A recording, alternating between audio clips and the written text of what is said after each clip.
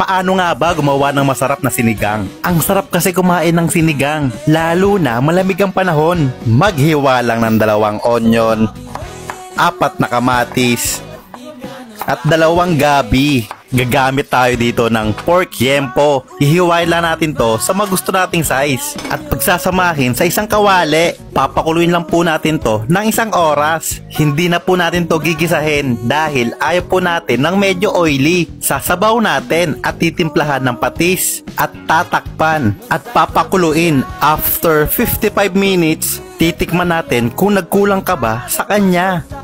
Imekos-mekos lang ng bahagya. Tignan mo naman yan. Yung sabaw, napakalapot. Ilagay na po natin yung sili at ang Knorr sinigang sa sampalok. Kalahati lang po ilalagay ko para mas balanse. Linamnam ng gabi at asim kilig. Ilagay na rin po natin yung sitaw at kangkong. Lulutuin pa po natin to ng ilang minuto. Paki-comment naman po kung nasan ka ngayon para alam ko kung saan umabot itong video na to. Shoutout nga po pala sa mga bago nating followers at sa mga kababayan natin dyan sa Vietnam, South Korea at sa mga taga Batanes. Salamat po sa inyong lahat. Ang sarap niyan, promise. Panalo!